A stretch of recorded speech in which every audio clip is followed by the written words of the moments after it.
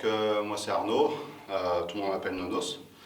J'ai 41 ans et je suis enquêteur dans le paranormal. Donc j'ai un vécu en lien avec ça. Voilà, j'ai vu des ombres, j'ai eu des contacts aussi dans mon dos. Il y avait une petite mamie en robe de chambre que je voyais de temps en temps et pour le coup, le soir, c'est arrivé qu'elle me vienne et qu'elle me touche dans le dos, amicalement hein, bien sûr, mais ça reste assez flippant, quoi. Donc je cherchais des réponses et voilà, je commence à en trouver pas mal.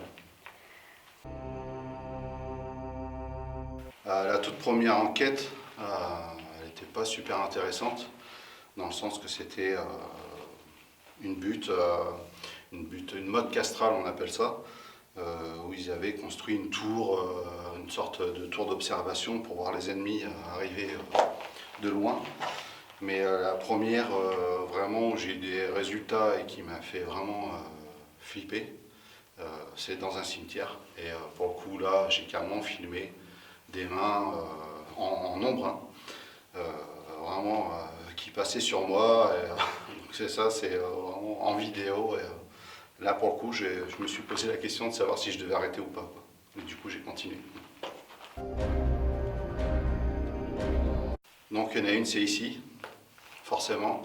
Je me suis déjà fait incorporer plusieurs fois, donc des petites incorporations. Il y a la différence entre possession et incorporation.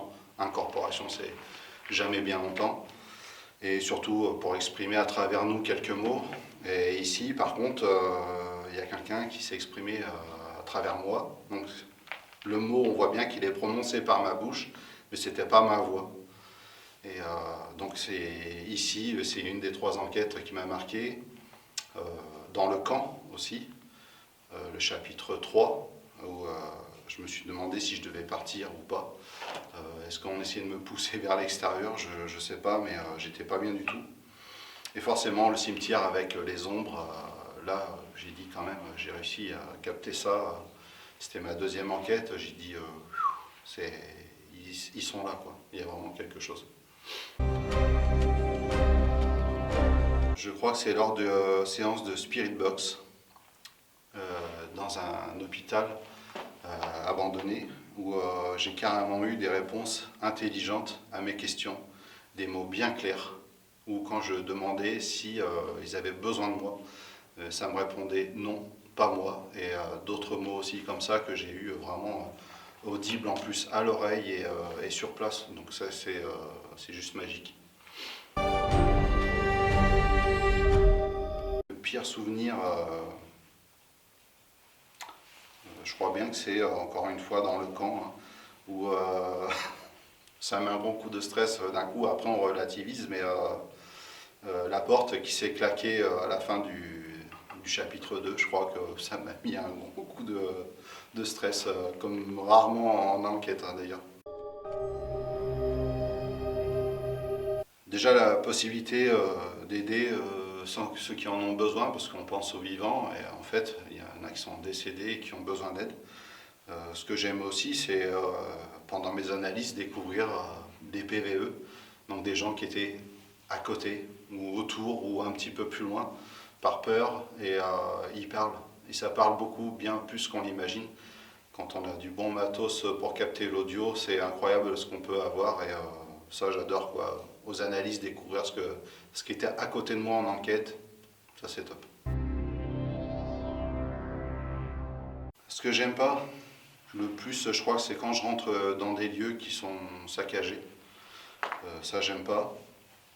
Ce que j'aime pas non plus, c'est tomber sur des, des gens vivants.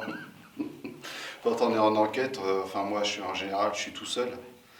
Et je m'attends à être tout seul. Donc voilà, j'ai tout mon matos sur moi.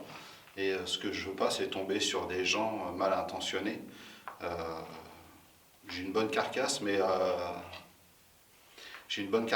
quand même, il y a toujours des risques, quoi.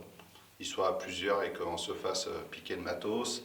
Et ils pourraient nous laisser pour mort aussi, hein. Je crois que ça leur poserait pas trop de soucis pour certains. Donc voilà, tant que je peux être tout seul, voilà, c'est bien.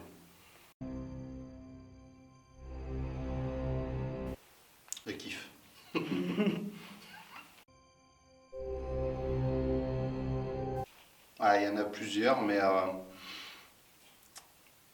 parce qu'il y en a qui sont quand même persuadés qu'il n'existe rien, et j'aimerais leur prouver le contraire. Il y en a qui arrivent à découvrir beaucoup de choses, et où je sais qu'ils sont sur la bonne voie de la connaissance, de la spiritualité aussi. Ouais, je dirais vraiment pour lui montrer ce qui existe, quelqu'un qui est assez connu et qui fait un peu de paranormal, c'est le grand JD. Voilà. Je les mets au même niveau en fait. Pourquoi? Parce que c'est toujours une question d'interprétation. On peut avoir des fluctuations au K2 qui sont liées à des énergies telluriques, des sources, des choses comme ça. Et on peut avoir des mots au K2 qui peuvent être captés par la radio, pardon, la Spirit Box, qui peuvent être captés par la radio. Voilà, les deux, je les mets au même niveau. Ils ne sont pas plus fiables l'un que l'autre.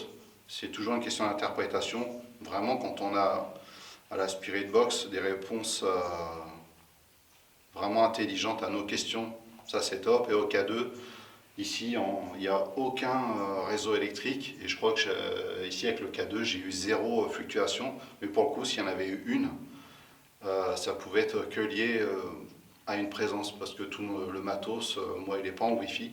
Et voilà, ça aurait pu être que lié à une présence. Et là, pour le coup, j'ai pas eu de... Donc en fin de compte, les deux peuvent être bien et pas bien, quoi.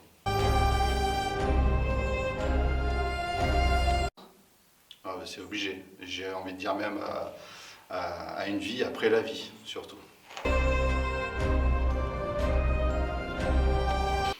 Ouais, je préfère être seul. Pourquoi? Rien qu'aux analyses.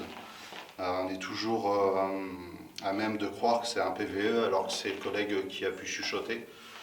Voilà, je préfère être seul. Pourquoi? Parce que si quelqu'un parle et que je suis persuadé de ne pas avoir prononcé ce mot, ça peut être une incorporation. Surtout qu'on a des phases d'oubli à ce moment-là. S'il y a des PVE et qu'avec la facecam, bah, je vois bien que je n'ai pas prononcé un seul mot, que ce n'est pas ma respiration, que ce n'est pas un bruit de sac, de bottes, de pantalon, de cuir, de quoi que ce soit. Voilà, c'est que c'est un PVE et c'est beaucoup plus facile à le mettre en avant quand on est tout seul. Ouais, bah oui, c'est mon vécu, justement. Une belle ombre noire, c'est le pire phénomène pour moi. Je pensais le pire à l'époque et en fin de compte, c'est juste quelqu'un qui est passé devant moi. C'était une belle ombre noire, je voyais même pas à travers. Et comme si elle était montée sur un rail, quoi. Elle avançait comme ça, je voyais pas. Enfin, il y avait bien les jambes, mais elles avançaient pas les jambes, quoi. Ça glissait. Et ça, c'est le plus beau phénomène que j'ai vu de mes yeux hors enquête, ça c'est sûr. Donc bah, c'est enquête de savoir paranormal, enquête en un seul mot, c'est un petit jeu de mots. Et pourquoi enquête en même temps?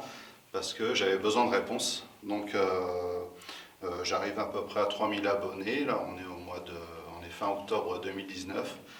J'ai de super échanges avec cette communauté qui me suit, qui grandit chaque jour un petit peu plus et j'adore échanger avec eux. Parfois ils me disaient t'as oublié ce PVE là, et tout. Enfin c'est super, j'adore. Il y en a pas mal. Il y en a pas mal, bah, j'ai 3, 4 caméras, j'ai des petites lampes dont une très puissante, j'ai un panneau LED, j'ai une lumière de vélo, une lumière rouge qui m'éclaire pour la facecam. Ça c'est uniquement par rapport aux insectes, éviter de se faire piquer, ils ne voient pas la lumière rouge. J'ai Spirit Box, Melmeter, K2, j'ai une petite télé aussi pour faire de la TCI qu'on verra prochainement dans une de mes enquêtes. Qu'est-ce que j'ai encore? Voilà, c'est à peu près tout ce que j'ai et mes ressentis sur place et les incorporations que je peux vivre aussi. Ça fait partie des instruments, quoi. Ouais, il est en Écosse et c'est le cimetière de Greffrillard. Donc vraiment rien que pour l'ambiance, parce que j'ai vu des photos, il est juste horrible. Donc c'est le petit coup d'adrénaline aussi que je pourrais avoir là-bas. Et apparemment, il y a des gens qui vivent des mauvaises choses. Si je peux aider cette entité-là à comprendre qu'il peut se diriger vers autre chose que de faire du mal aux gens, voilà, ça, je serais content. Alors clairement, déjà, de ne pas y aller seul. C'est vrai que c'est le cordonnier le plus mal chaussé. Généralement, j'y vais seul, mais il ne faut pas y aller seul. Rien que pour ce site-là, il y a des trous dans le sol énormes. Mal éclairé, on peut tomber dedans. Les premiers risques sont liés au site et ensuite aux entités sur place. Si on n'est pas respectueux, c'est pas bon. Enfin voilà, il y a des choses à respecter. Respecter le lieu, respecter les entités, bien analyser ce qui vous entoure. Comme au-dessus et en dessous, vous pouvez passer à travers un plancher, vous pouvez vous prendre une tuile à une toiture qui est sur le point de s'écrouler. Voilà, vous pouvez, voilà, il y a plein de risques, quoi. Tout analyser.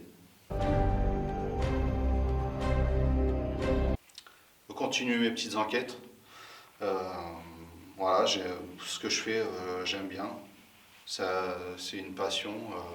Au début, c'était pas une passion, ça l'est devenu. Je voulais des réponses. Maintenant, j'en ai récolté quelques-unes. En fait, voilà, continuer à découvrir des lieux comme ça. Et voilà, faire plus d'enquêtes dans des lieux un peu atypiques. Voilà. À mes guides, en premier lieu. Pourquoi? Parce que j'ai vraiment le sentiment qu'ils me protègent dans tout ce que je fais, dans mes enquêtes en premier, c'est sûr, mais aussi ils m'accompagnent dans ma vie de tous les jours. À ma fille, qui est derrière la caméra, que vous ne voyez pas, et qui est ma première fan. Donc je lui fais un gros bisou. Et voilà.